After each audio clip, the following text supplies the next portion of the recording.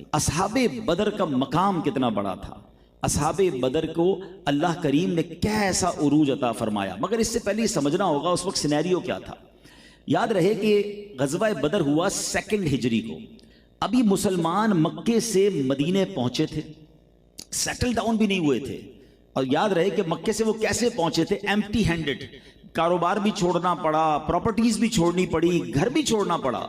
नबी ये पाक खुद 53 साल मक्के में रहे थे, बचपन वहां गुजरा, मेरे आका की जवानी वहां, नबी ये पाक का कारोबार, नबी ये पाक का व्हाटएवर सारा कुछ वही था। मगर सब कुछ छोड़कर सहाबा और प्यारे आका को हिजरत करनी पड़ी। आज भी दुनिया में लोग माइग्रेट होते हैं, कुछ लोग यहाँ से अमेरिका चले जाते हैं, यूके चले जाते हैं, यूएई चले जाते हैं, लेकिन वो नॉर्मल हालात में जाते हैं, अपना सब कुछ बेच कर जाते हैं, अपना सरमाया मूव करते हैं, या यहाँ भी प्रॉपर्टी रखते हैं, वहां भी होता है। ये माइग्रेशन वो वाली नहीं थी कि कोई इरादतन हुई थी, ये तो सडनली हुई थी, जुल्म के साथ हुई थी। और ऐसी माइग्रेशन थी कि सफर में भी डर था कि कहीं रास्ते में कुफार जो है वो शहीद ना कर दें और गिरफ्तार ना कर लें। तो ये बड़ा ही समझिए कि इस तरह भी पहुंचे थे। लेकिन इन जालिमों को सब्र नहीं आ रहा था कि ये मदीना पाक पहुंच गए हैं और वहां जाकर अगर ये मजबूत हो जाएंगे तो इस्लाम और आगे बढ़ जाएगा। तो उन्होंने प्लान क्या किया कि एक ही बारी ऐसा हमला करना है कि इस्लाम को सफाई हस्ती से मिटा देना है। आपको याद होना चाहिए कि असहाबे बदर जो गज़वा बदर में मौजूद थे वो 313 थे।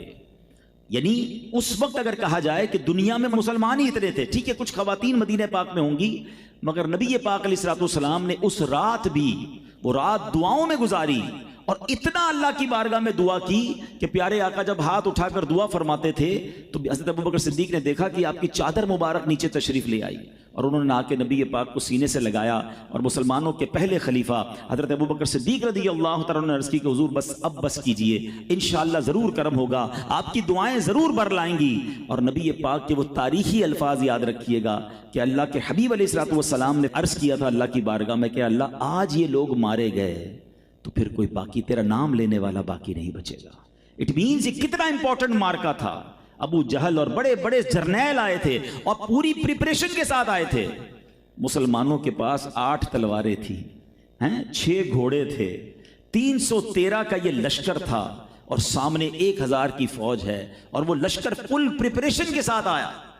गजवे से पहले सरकार दो आलम अलैहिस्सलाम ने मुहाजिरीन से पूछा कि आप सबका क्या ख्याल है, हम बदर में जाएं या रुक जाएं, क्योंकि दुश्मन ने अटैक तो कर दिया था, प्लान तो कर दिया था। तो हजरत अबू बकर सिद्दीक रज़ी अल्लाह तआला, हजरत उमर फारूक रज़ी अल्लाह तआला, दीगर सहाबाए किराम ने क्या अर्ज की, या रसूल अल्लाह सल्लल्लाहु अलैहि वसल्लम हम आप ही के लिए मक्का छोड़ कर आए हैं, अपना घर कुर्बान कर कर आए हैं, या रसूल अल्लाह आप अपनी जानें भी कुर्बान करेंगे, आप हमारे बारे में ऐसा गौर ना करें, आप फरमाएं क्या करना है। अब जब नबी पाक ने मुहाजिरीन सहाबा का ये जवाब सुना ना, तो अब अंसार सहाबा से पूछा। अंसार सहाबा कौन थे? जो मदीने में पहले से ही सेटल डाउन थे। कि आप लोग क्या कहते हैं, क्या हमें जाना चाहिए? तो अंसार सहाबा में से एक सहाबी थे हजरत साद बिन उबादा रज़ी अल्लाह तआला, कहते हैं या रसूल अल्लाह शायद आप ये ख्याल कर रहे हैं कि हम बदर जाएं ना जाएं, हुजूर बदर तो ये करीब मौजूद है, आप हमें हुक्म दें, हम समुंदर में कूदने के लिए तैयार हैं, हम अपनी जानें देने के लिए तैयार हैं। और एक सहाबी ने खड़े होकर अर्ज़ की, या रसूल अल्लाह बनी इसराइल जैसे नहीं हैं जिन्होंने हजरत मूसा से कहा था। आपको याद होना चाहिए कि बनी इसराइल ने जब हजरत मूसा ने उन्हें जिहाद का हुक्म दिया तो उन्होंने कैसा धोखा दिया। हजरत मूसा से क्या कहा, तो आप और आपका रब दोनों जाओ और लड़ाई करो, हम नहीं आएंगे लड़ाई करने के लिए, हम बैठे यहां पर। और अल्लाह अकबर, सहाबा कहते हैं हुजूर हम बनी इसराइल नहीं हैं, हम आपके सहाबा हैं, आप हुक्म फरमाएं, हमारा सब कुछ आप पर कुर्बान है। और फिर क्या हुआ कि नबी पाक के उन जान निसारों ने वो तारीख रकम की और फिर अल्लाह करीम ने उनकी गैब से मदद कैसे फरमाई कि फिर फरिश्तों की फौज नाजिल की गई। याद रहे कि इस गजवे की शान ये है कि इसमें तमाम बड़े सहाबाए किराम सुभान अल्लाह इसमें मौजूद थे। और सरकार दो आलम अलैहिस्सलातु वस्सलाम की बारगाह में आकर एक बार जिब्रील अमीन ने अर्ज की कि या रसूल अल्लाह सल्लल्लाहु तआला अलैहि वसल्लम आप ये इरशाद फरमाएं कि अल्लाह की बारगाह में बदरी सहाबा का मर्तबा क्या है, आप क्या समझते हैं उनको? नबी पाक ने फरमाया वो सारे मुसलमानों से अफजल हैं। यानी बदरी सहाबा तमाम सहाबा में जो सबसे अफजल कैटेगरी है वो बदर के सहाबा की है। हज़रत जिब्रील अमीन ने पता है क्या अर्ज़ किया, कहते हैं या रसूल अल्लाह फरिश्तों का भी यही आलम है कि जो फरिश्ते बदर के मैदान में मुसलमानों की मदद के लिए आए थे, अल्लाह ने उन फरिश्तों को भी बाकी तमाम फरिश्तों से मुमताज़ फरमा दिया है। یعنی ان فرشتوں کا مقام بھی سب سے عرفہ و اعلیٰ ہے، وہ بدری فرشتے کہلاتے ہیں۔ اور اس کی وجہ علماء نے بڑی پیاری بیان کی کہ 1,24,000 کم و بیش صحابہ کرام اور جناب اللہ کے بے شمار فرشتے، لیکن ان صحابہ کی کیٹیگری کو اس قدر ممتاز کیوں کیا گیا اور فرشتوں کا مقام بھی کیوں بلند قرار دیا گیا؟ تو فرمایا کہ سارے چونکہ مسلمانوں کے مددگار اور خاص طور پہ نبی پاک کی خدمت کے لیے حاضر ہوئے، تو نبی پاک علیہ الصلوۃ والسلام کی جو خدمت کرتا ہے، اللہ کے حبیب علیہ الصلوۃ والسلام کے دین کی جو مدد کرتا ہے، اللہ اسے ممتاز، بلند اور اعلیٰ کر دیتا ہے۔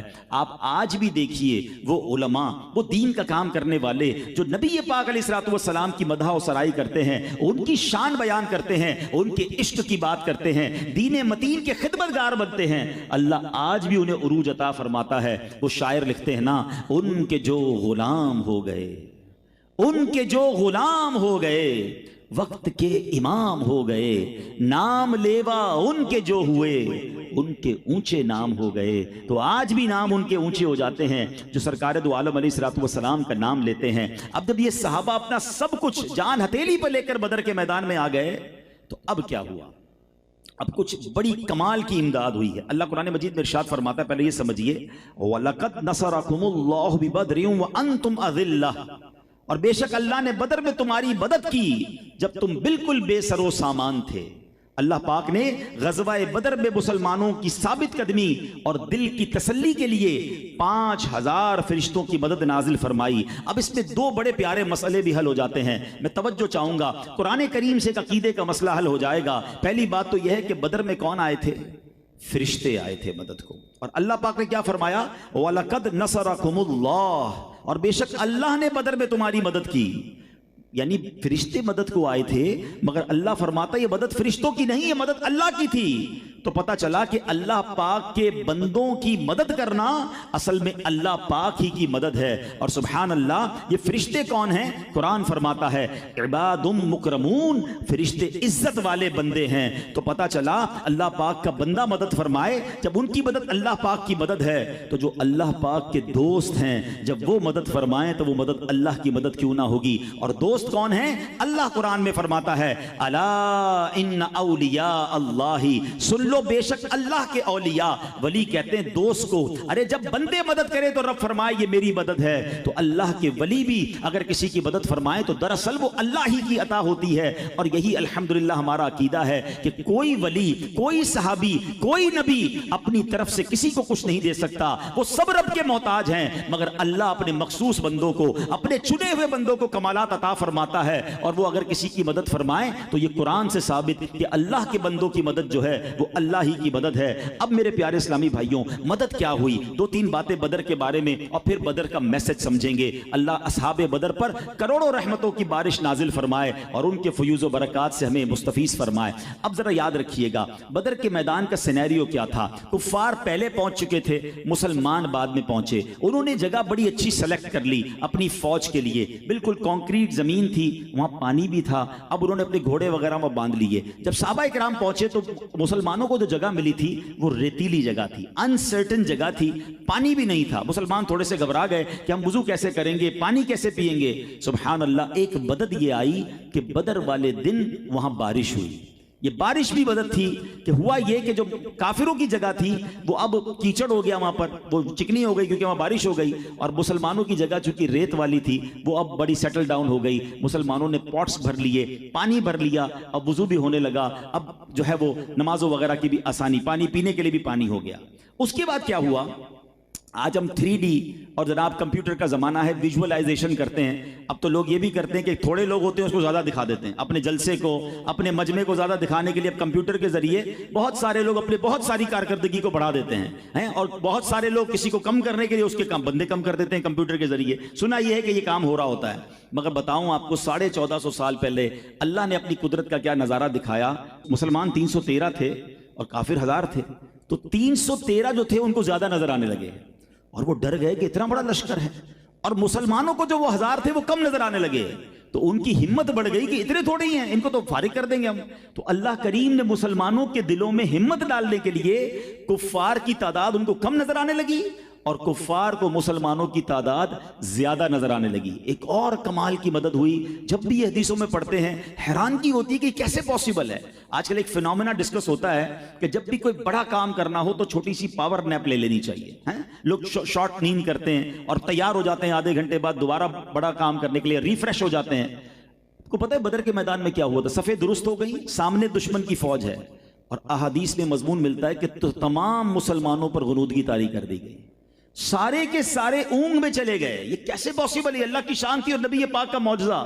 اور تھوڑی دیر کے بعد جب وہ دوبارہ بیدار ہوتے ہیں تو ایوری بڈی بیکم فریش فور فائٹ، اور سب تیار ہو گئے، یہ مدد بھی ہو گئی۔ اب لڑائی شروع ہوتی ہے۔ صحابہ تھوڑی دیر بعد نبی پاک کے پاس آ کر کہتے ہیں یا رسول اللہ معاملہ بڑا عجب ہے، ہم تلوار اٹھاتے ہیں اس سے پہلے کہ ہم کسی کا سر اڑائیں سر اس کا پہلے اڑ جاتا ہے، ہمیں حضور اوپر ہمارے گھوڑوں کے چلنے کی آواز آ رہی ہے۔ نبی پاک نے فرمایا یہ آسمان سے تمہارے لیے مدد آئی ہے اور یہ فرشتے ہیں جو کفار کا کام تمام کر رہے ہیں۔ دراصل یہ جو باجرہ ہے نا، یہ یوم الفرقان ڈیسائیڈنگ مومنٹ کیوں کہا جاتا ہے؟ اس دن کفار کو لگ پتا گیا کہ اسلام کو مٹانے کی جب بھی کوشش کی جائے گی، جب اللہ ان کی مدد فرماتا ہے پھر ہم بے بس ہو جاتے ہیں۔ ابو جہل مارا گیا، عتبہ مارا گیا، شیبہ مارا گیا، بڑے بڑے ان کے جرنیل جو گستاخان رسول تھے وہ سب مارے گئے، اور ایک خوف بیٹھ گیا ان میں کہ ان سے کیسے لڑیں، یہ تو تلوار بعد میں اٹھاتے ہیں، پہلے کوئی آسمانی تلوار آ کر ہمارا سر قلم کر رہی ہے۔ اور بڑی تعداد میں کفار مارے بھی گئے اور جناب بھاگ گئے۔ یہ اسلام کی تاریخ کے دو واقعات یاد رکھیے گا جس میں اللہ نے ایک بڑا زبردست میسج دنیا کو دیا، تمام دیار کفر کو یہ میسج دیا۔ ایک اصحاب فیل کا واقعہ کہ جب کعبے کو گرانے وہ آئے تھے تو اللہ نے ابابیل کے لشکر کے ذریعے، چھوٹے چھوٹے کنکروں کے ذریعے بڑے بڑے ہاتھیوں کے پرخچے اڑا کے بتا دیا کہ جب رب کے گھر کی طرف میلی نظر کرو گے تو اللہ پھر جب مدد کرتا ہے، اللہ جب بدلہ لیتا ہے تو ظالم کو موقع نہیں ملتا۔ اور بدر کے میدان میں جو فرشتے بھیجے گئے، یہ دو واقعات رہتی دنیا کے لیے سبق ہیں، اور اللہ کریم نے ان لوگوں کی، ان صحابہ کرام کی فرشتوں کے ذریعے مدد فرمائی۔ یہ ہے بدر کا وہ عظیم مارکا۔ ایک اور بدر کی رات، بدر سے ایک رات پہلے، اب ذرا سنیے گا، ایمان تازہ ہو جائے گا، بلکہ ایک اور عقیدے کا مسئلہ بھی حل ہو جائے گا۔ ہوا یہ کہ سرکار دو عالم علیہ الصلوۃ والسلام حضرت عمر فاروق رضی اللہ تعالیٰ فرماتے ہیں کہ میں نے دیکھا کہ غزوہ بدر میں ایک دن پہلے نبی پاک علیہ الصلوۃ والسلام میدان بدر میں آئے اور اپنی چھڑی سے آپ نے نشان لگانا شروع کیا، اور آپ فرماتے ہیں ھذا مصرع فلان غدا انشاءاللہ، فرمایا یہاں ابو جہل گرے گا، یعنی ابو جہل کی لاش یہاں ہوگی، یہاں عتبہ گرے گا، یہاں شیبہ گرے گا، ابھی جنگ ہوئی نہیں ہے۔ حضرت عمر کہتے ہیں دوسرے دن کیا ہوا؟ فوالذی بعثہ بالحق، کی اس رب کی قسم جس نے آپ کو حق کے ساتھ مبعوث فرمایا، کہتے ہیں جس جگہ نبی پاک نے لکیر کھینچی تھی 1 انچ کا فرق نہیں تھا، جہاں فرمایا ابو جہل گرے گا وہاں ابو جہل کی لاش موجود تھی، جہاں فرمایا عتبہ گرے گا وہاں عتبہ کی لاش موجود تھی۔ اللہ اکبر! اللہ نے اپنے نبی کو کیسا علم عطا فرمایا۔ ہم ایک نعت کا شعر سنتے ہیں نا کہ جو ہو چکا ہے جو ہوگا حضور جانتے ہیں۔ مجھے تو یہ سمجھ نہیں آتی لوگ کیسے بحث کرتے ہیں کہ جناب نبی پاک کے پاس علم غیب تھا کہ نہیں تھا۔ ارے رب اپنے حبیب کو جو چاہے عطا فرمائے۔ آج ہم اپنے پیاروں کو اپنا بہت کچھ دیتے ہیں، تو اللہ نے اگر کچھ علوم عطا فرمائے اپنی شان کے مطابق تو کسی کو کیا پرابلم ہے۔ اور ایک اور بات سمجھنی ہے، اعلیٰ حضرت نے یہ علم غیب کا مسئلہ بھی ایک شعر میں ہی جو ہے حل فرما دیا ہے۔ میں اگر آپ سب سے سوال کروں اس پوری کائنات میں سب سے بڑا غیب کیا ہے، تو سب سے بڑا غیب خود رب تعالیٰ ہے۔ اللہ تعالیٰ کو اس دنیا میں کسی نے نہیں دیکھا، ٹھیک ہے؟ آپ بھی ہوتا ہے دنیا میں کسی کو اپنا سب سے بڑا راز بتا دیں، اس کے بعد چھوٹے موٹے راز تو نہیں چھپائیں گے نا یار، اپنی زندگی کا سارا سب سے بڑی چیز تو بتا دی، اس کو اب کیا چھپانا ہے؟ اللہ سب سے بڑا غیب ہے، کائنات میں کسی نے رب کو نہیں دیکھا۔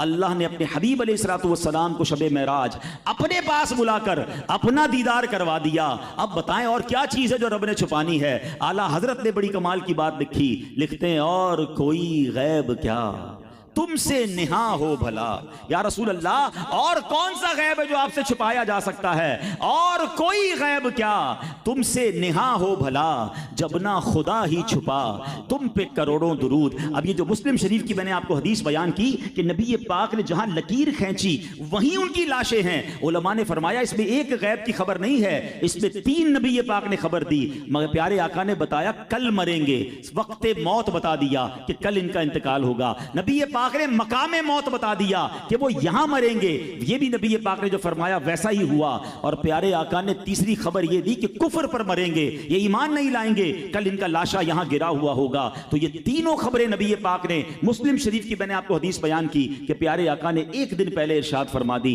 بہرحال میرے پیارے اسلامی بھائیوں، غزوہ بدر یہ ایسا مارکا ہے جب بھی پڑھتے ہیں ایمان تازہ ہو جاتا ہے. مگر آج ہم آتے ہیں اپنے معاملات کی طرف. اب آتے ہیں آج کے سینیریو کی طرف. آج اس طرح کی باتیں ضرور ہوتی ہیں کہ جناب آج فرشتوں کی مدد کیوں نہیں آتی؟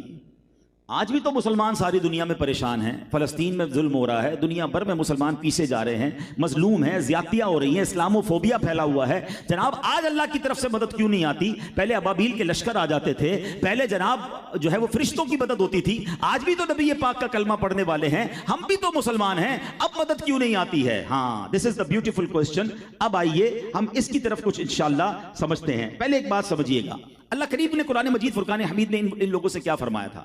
وَلَا تَهِنُوا وَلَا تَحْزَنُوا وَلَا تَهِنُوا وَلَا تَحْزَنُوا وَأَنْتُمُ الْأَعْلَوْنَ إِن كُنتُم مُؤْمِنِينَ. اللہ فرماتا ہے اور تم ہمت نہ ہارو اور غم نہ کھاؤ، اگر تم ایمان والے ہو تو تم ہی غالب آؤ گے.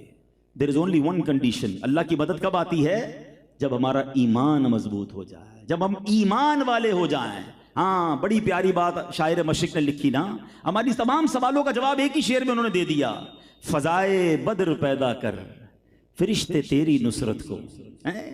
There is a one condition. وہ فضا بھی تو پیدا کرے نا، وہ بدر والا ماحول بھی تو بنائیں کہ نبی پاک پوچھ رہے ہیں کیا کرنا ہے، کہتے ہیں حضور ہم آپ کے ساتھ ہیں، ہم اپنی سب کچھ قربان کرنے کے لیے تیار ہیں. انہوں نے اس لشکر کے معاملات کو نہیں دیکھا، اپنے پاس سامان کی کمی کو نہ دیکھا، وہ نبی پاک کے ساتھ تیار ہو گئے. شاعر مشرق لکھتے ہیں فضائے بدر پیدا کر فرشتے تیری نصرت کو، اتر سکتے ہیں گردوں سے کتار اندر کتار. اب بھی آج بھی فرشتے مدد کو آ سکتے ہیں اگر وہ فضائے بدر پیدا ہو جائے، وہ ایمان پیدا ہو جائے. آج بھی ہمارے لیے بڑے بڑے مسئلے حل ہو سکتے ہیں. پرابلم یہ ہے وہ ایمان نہیں ہے. اب ہمارے ایمان کا پتہ ہے حال کیا ہے؟ ہمارے ایمان کا تو یہ حال ہے، لوگ کہتے ہیں جناب جھوٹ نہیں بولیں گے نا تو کاروبار کیسے چلے گا؟ ساری مارکیٹ جھوٹ بولتی ہے، ہم سچ بولیں گے تو ہمارا سودا ہی نہیں بکے گا. حضرت ملاوٹ نہیں کریں گے تو ملاوٹ سبھی کر رہے ہیں، ہمیں بھی تھوڑا بہت ڈاج کرنا پڑتا ہے. سود پر کاروبار اگر ہم چھوڑ دیں گے تو ساری فیکٹری بیچنی پڑ جائے گی. ہمارا تو سارا امپائر ہی جناب اس پہ کھڑا ہوا ہے. یہ ایمان کا لیول ہے کہ ہم اپنے کسی حرام کام کو چھوڑنے کے لیے اس بات پر بھروسہ نہیں کر رہے ہوتے کہ جناب اللہ کی مدد آئے گی، میں رب پر بھروسہ کروں یا اپنے اسباب پر بھروسہ کروں. لوگ اپنی دکان چھوڑ کر نماز پڑھنے نہیں جاتے کہ نماز کے لیے جاؤں گا تو گاہک چلے جائیں گے. ارے پھر ایمان کدھر گیا؟ پھر اللہ پر بھروسہ کدھر گیا؟ وہ صحابہ تو وہ ہیں اپنا سب کچھ قربان کر دیں. اہل بیت نے کربلا کے میدان میں کیا کیا؟ نواسہ رسول نے یہ نہ سوچا کہ آج یزید کے سامنے میرا پورا خاندان چلا جائے گا، میری نسلوں کا کیا ہوگا، میرے بچوں کا کیا ہوگا، میرے بعد گھر کی خواتین کا کیا ہوگا. اللہ اکبر، اپنا سر کٹا دیا مگر اسلام کے پرچم کو بلند کیا. مگر آج ہم پنجتن پاک کی غلامی کا دعویٰ بھی کریں، ہم صحابہ کرام سے محبت کا دعویٰ بھی کریں، مگر جب ہم پر بات آتی ہے تو ہم کہتے ہیں یار گھر بار کو بھی تو دیکھنا ہے نا، کاروبار کو بھی تو دیکھنا ہے. ارے زمانے کے ساتھ چلنا ہوتا ہے. کس نے کہا آپ زمانے کو نہ دیکھیں؟ کس نے کہا آپ کاروبار کو نہ دیکھیں؟ مگر حرام تو چھوڑنا ہوگا نا. یہ ایمان تو لانا ہوگا کہ اسباب کچھ بھی نہیں ہے، اصل چیز میرا رب ہے،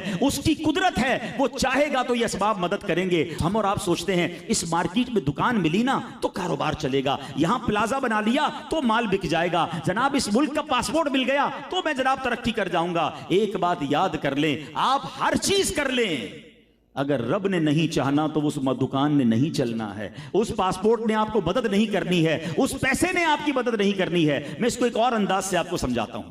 لوگ اسباب کی طرف توجہ کرتے ہیں نا، یار یہ چیز ہونی چاہیے. میں اب آپ کو اپنی باڈی پارٹس بتاتا ہوں. ہماری باڈی میں پارٹس ایگزسٹ کرتے ہیں. ہاتھ، لوگ کہتے ہیں ہاتھ ہے تو بڑے کام کی چیز ہے، آنکھیں ہیں بڑی کام کی چیز ہے، کان ہے تو میں سن رہا ہوں، پیر ہے تو میں چل رہا ہوں. یہ ہماری بھول ہے. ہاتھ ہوتے ہیں لیکن رب نہ چاہے تو یہ ہاتھ کام نہیں کرتے ہیں.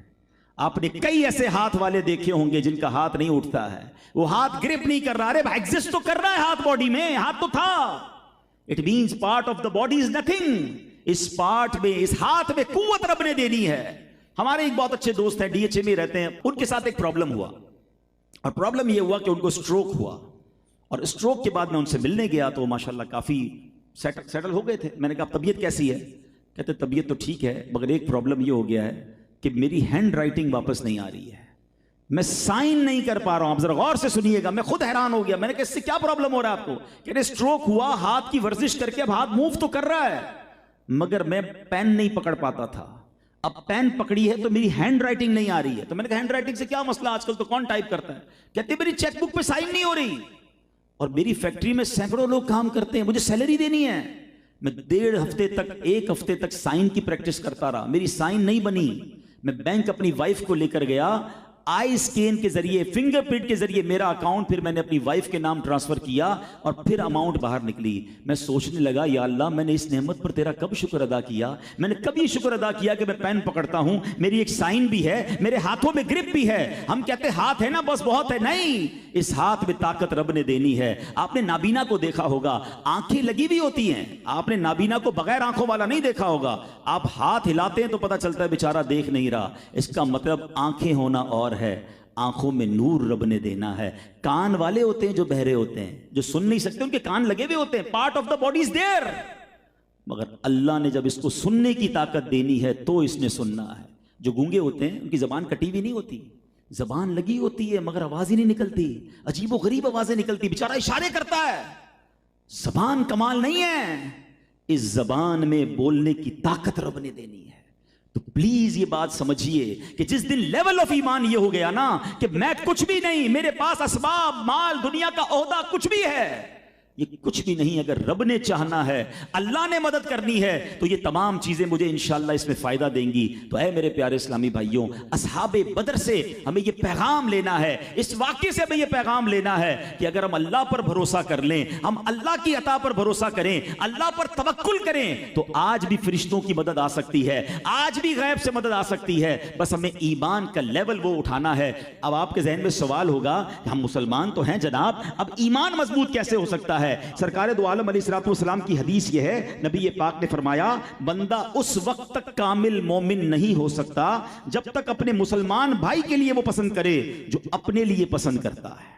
مسلمان بھائی کے لیے کیا پسند کرنا ہے؟ جو اپنے لیے پسند کرتا ہے. ہم سب چاہتے ہیں میری عزت ہو, ہم دوسروں کی بھی عزت کریں نا. ہم سب چاہتے ہیں میرے ساتھ دھوکہ نہ ہو, ہم دوسروں کو بھی دھوکہ نہ دیں. ہم چاہتے ہیں جناب میرے ساتھ لوگ پیار سے بات کریں, میں بھی دوسرے سے پیار سے بات کروں. یہ یاد رکھیے گا, کامل مومن ہونے کے لیے ضروری ہے کہ بندہ دوسرے مسلمان کے لیے وہی پسند کرے جو اپنے لیے پسند کرتا ہے. ایک حدیث شریف میں آیا, اس کا ایمان کامل نہیں جو امانت دار نہیں ہے. اب غور کریں, ہم امانت دار ہیں کیا؟ لوگ ہم سے کاروبار کرنے میں مطمئن ہیں؟ اپنی امانتیں ہمارے پاس رکھوائیں تو ان کو خوشی ہوتی ہے یا رات بھر ٹینشن میں رہتے ہیں؟ غور کیجئے, کامل مومن وہ ہے جو امانت دار ہے. ایک جگہ پیارے آقا علیہ الصلوۃ والسلام فرماتے ہیں اس کا دین نہیں جو وعدے کا پابند نہیں ہے. اب بتائیے, اب تو جملہ مشہور کر دیا گیا, وہ وعدہ ہی کیا جو وفا ہو جائے. ارے وعدہ ہوتا ہی وفا کرنے کے لیے, مسلمان تو وعدوں کا پابند ہوتا ہے. ایک واقعہ آپ کو سناؤں جس سے اندازہ ہوگا کہ اب مسلمانوں کا حال کیا ہو گیا ہے. مسلمان نے غیر مسلم کو قرضہ دیا اور اس کا ٹائم آ گیا, وہ پیسے مانگتا, وہ پیسے دیتا ہی نہیں تھا, پیسے مانگا, پیسے دیتا ہی نہیں ہے. اب اس نے کہا جب نہیں مانتا تو وہ ان کے پادری کے پاس چلا گیا کہ جناب میں نے آپ کے مذہب کے بندے کو پیسے دیے ہیں, مہربانی کریں مجھے پیسے نہیں دیتا. انہوں نے کہا میں ایک پرچی دیتا ہوں, جا کے اس کو دے دینا. انہوں نے پرچی لکھ کے دی, جا کر اس کو پرچی دی, اس نے فوراً پیسے نکال کے دے دیے. کہتا یار پیسے بعد میں لوں گا, پہلے بتاؤ پرچی پہ کیا لکھا ہے. مجھے تو کتنے مہینے ہو گئے پیسے مانگتے ہوئے, جواب نہیں دیتے تھے, ایک پرچی پر پیسے دے دیے. بڑی بحث کی, پرچی نہیں دکھا رہا تھا, زبردستی اس سے پرچی لے کے دیکھی تو اس پادری نے پتہ کیا لکھا تھا کہ لگتا ہے تم مسلمان ہو گئے جو لوگوں کے پیسے ٹائم پہ نہیں دے رہے. اب بتائیں, ایک طرف تو نبی پاک ہمیں وعدوں کی پاسداری کا درس دیں اور آج ہم وعدوں کی پاسداری نہ کریں. ایمان ہے تو ایمان کو انہینس کرنا ہے. سرکار دو عالم علیہ الصلوۃ والسلام فرماتے مومن تانا دینے والا, لعنت کرنے والا, بیہودہ باتیں کرنے والا نہیں ہوتا. آقا فرماتے ہیں جس کے شر سے اس کا پڑوسی محفوظ نہ ہو وہ کامل مومن نہیں ہے. تو یہ چند باتیں یاد کر لیجئے کہ اخلاق اچھے کیجئے, مسلمانوں کے ساتھ اچھا برتاؤ کیجئے, اگر ماں باپ ناراض ہیں انہیں راضی کیجئے, رشتہ داروں میں دوریاں ہیں محبتیں بانٹیے, اور آئیے اپنے ایمان کو مضبوط کرتے ہیں. اللہ اصحاب بدر کے صدقے ہمارے ایمانوں کو مضبوط فرمائے, ان کے صدقے ہم پر اپنی رحمتوں کی بارش نازل فرمائے. صلو علی الحبیب صلی اللہ تعالی.